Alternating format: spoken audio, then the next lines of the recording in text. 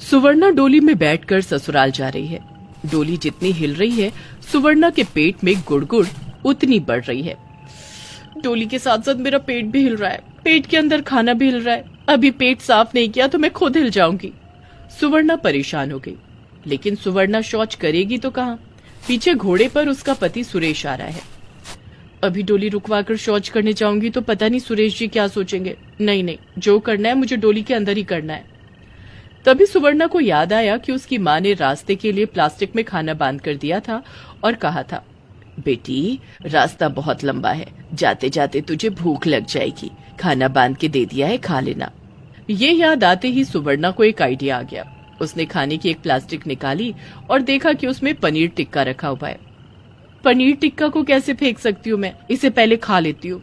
सुवर्णा ने पनीर टिक्का खा लिया और फिर उसी पॉलीथीन में शौच कर डाला और फिर पॉलीथीन को अच्छे से बांधकर डोली से बाहर फेंक दिया। तभी सुरेश ने ये देख लिया। अरे सुवर्णा, ये क्या फेंका तुमने? कुछ नहीं जी, वो माँ ने खाना दिया था ना, वो खराब हो गया था इसीलिए फेंक दिया। अच्छा, तुम्हें कोई परेशानी तो नहीं हो रही है ना? नहीं जी, सब कुछ चंगा है। शौच करने के बाद सुवर्णा को सुकून मिला। वो सोचने लगी कि शादी में कुछ ज्यादा ही खा लिया है मैंने, इतना नहीं खाना चाहिए था। सुवर्णा को बचपन से ही खाना खाने का बहुत शौक था। वो हमेशा बस खाती ही जाती थी। उसकी माँ बिमला उसे मना करती थी, अरे पगली इतना मत खा, मोटी हो जाएगी। होने दो मोटी, मुझे खाना पसंद है, मैं तो खाऊंगी। मोटी लड़कियों से कोई शादी नहीं करता।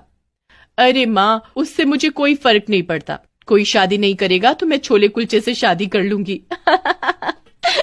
सुवर्णा हंसने लगी और खाते खाते सुवर्णा सच में मोटी हो गई। वो 20 साल की हो गई और उसकी माँ उसके लिए लड़का ढूंढने लगी, लेकिन कोई भी लड़का सुवर्णा से शादी करने के लिए तैयार नहीं था। बहुत ढूंढने के बाद सुरेश सुवर्णा से शादी करने के लिए राजी हो गया। बेटी, बहुत मुश्किल से ये लड़का मिला है, इसके साथ अच्छे से रहना, कोई उल्टा सीधा बर्ताव मत करना और ससुराल जाकर हमेशा खाते मत रह जाना, समझी? समझ गई माँ, आपके दामाद का ख्याल रखूंगी, आप चिंता मत कीजिए। और शादी का दिन आ गया। सुवर्णा सुबह से खाती रही। बेटी आज के दिन तो इतना मत खा, आज तेरी शादी है, इसीलिए तो खा रही हूँ माँ, ससुराल जाके तो मैं खा नहीं पाऊंगी। सुवर्णा खाती रही। बिमला ने और कुछ नहीं कहा। खाने दो बेचारी को, आज चली जाएगी मेरी बेटी। लेकिन खाते खाते सुवर्णा ने कुछ ज्यादा ही खा लिया और डोली में चलते चलते उसे शौच करने की जरूरत पड़ गई। एक बार करने के बाद कुछ देर के लिए सुवर्णा का पेट शांत हो गया, लेकिन कुछ देर बाद उसके पेट में फिर से गुड़गुड़ शुरू हो गया। अरे बाप रे, लगता है मेरा पेट खराब हो गया है। ये बोलकर सुवर्णा ने एक पाद मार दिया और डोली के बाहर दुर्गंध फैल गई। डोली वाले परेशान हो गए। अरे ये बदबू कहाँ से आ रही है? हाँ यार, बहुत ही गंदी बदबू है, लगता है शादी में जो खाया था वो सब निकल जाएगा। ये देखकर सुरेश ने उन लोगों से कहा, अरे आसपास कोई जानवर मर गया होगा, चलो तुम लोग जल्दी जल्दी पैर चलाओ। हाँ मालिक, मरे हुए जानवर की ही बदबू जैसा लग रहा है। ये सुनकर सुवर्णा सोचने लगी, अरे मेरी पाद की बू इतनी गंदी है क्या? मुझे तो अच्छा ही लगता है। सुवर्णा हमेशा अपने घर में पादती ही रहती थी। पादने की बदबू से बिमला भी परेशान हो जाती थी। क्या सुवर्णा, हमेशा तेरे पेट में इतनी गैस क्यों होती रहती है? कितनी बदबू छोड़ती रहती है तू। बदबू कहाँ माँ, ये तो खुशबू है, खुशबू। हाँ, खुद की पाद की बू खुशबू ही लगती है बेटी। अपने पति के सामने ये करके देखना, घर से बाहर निकाल देगा तेरा पति तुझे। अरे माँ तुम चिंता मत करो, ऐसा कुछ नहीं होगा। सुवर्णा डोली में बैठकर यही सब सोच रही थी कि तभी उसे फिर से शौच लग गई। अरे बाप रे, फिर से शौच करना होगा, एक और पॉलीथीन निकालती हूँ। सुवर्णा ने एक और पॉलीथीन निकाली तो देखा उसमें छोले कुलचे हैं। भला छोले कुलचे मैं कैसे छोड़ सकती हूँ, इसे तो खाना ही पड़ेगा। सुवर्णा ने छोले कुलचे खा लिए और फिर उसी पॉलीथीन में शौच करके बाहर फेंक दिया। अरे सुवर्णा, अब क्या फेंका? कुछ नहीं जी, कचरा था। कचरा? डोली में कचरा कहाँ से आ गया? इस तरह सुवर्णा एक के बाद एक पॉलीथीन निकालती गई। किसी पॉलीथीन में गोलगप्पे थे तो किसी पॉलीथीन में चिकन तंदूरी। उसने सब कुछ खा लिया और एक के बाद एक पॉलीथीन में शौच करके बाहर फेंकने लगी और पाद मार मार के डोली को बदबू से भर दिया। डोली वालों ने डोली रोकी। बहुत प्यास लगी है, डोली में पानी है, साहब डोली में पानी है, मैडम को बोलिए ना देने के लिए। अरे रुको रुको, मैडम को तंग मत करो, मैं खुद ले आता हूँ।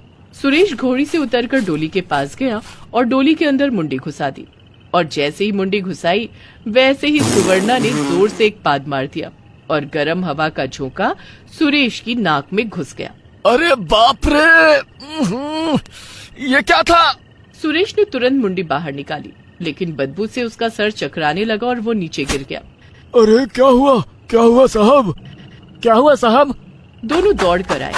सुवर्णा भी डोली से निकली। सुरेश के चेहरे पर पानी का छींटा मारा गया, तब जाकर सुरेश को होश आया। सुवर्णा, क्या था वो? तुम इतनी जोर से पाद मारती हो? माफ कर दीजिए मुझे, असल में मैं बहुत खाती हूँ ना, इसीलिए कभी कभी हो जाता है। लेकिन ये अच्छी बात नहीं है, तुम्हें डॉक्टर के पास जाना चाहिए। आप लेके जाना ना मुझे। हाँ ठीक है, अब जल्दी जल्दी घर चलते हैं। डोली वालों ने डोली कंधे पर उठा लिया और चलने लगे। सुरेश घोड़े पर सवार हो गया, लेकिन सुवर्णा का पेट दर्द नहीं रुका। लगता है आखिरी बार शौच करना पड़ेगा।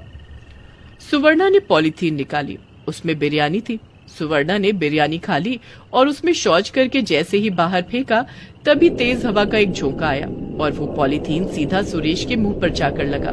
अरे ये क्या किया तुमने?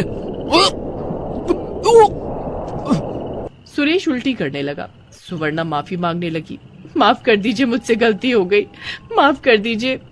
लेकिन इस बार सुरेश गुस्सा हो गया। मैं तुम्हारे साथ नहीं रह सकता, चलो मेरे साथ। सुरेश सुवर्णा को तभी बिमला के पास ले गया और बोला, आपकी बेटी को आप ही संभालिए, मैं इसके साथ नहीं रह सकता। सुरेश ने बिमला को सब कुछ बता दिया और वो चला गया। सुवर्णा को बहुत शर्मिंदगी महसूस हुई। मुझसे गलती हो गई है माँ, अब मुझे समझ में आ गया है कि ज्यादा खाना सेहत के लिए हानिकारक है। मैं और ज्यादा नहीं खाऊंगी माँ। सुवर्णा ने ठूस ठूस कर खाना छोड़ दिया और वो पतली हो गई। सुरेश ने उसे अपना लिया और इसके बाद दोनों खुशी से रहने लगे।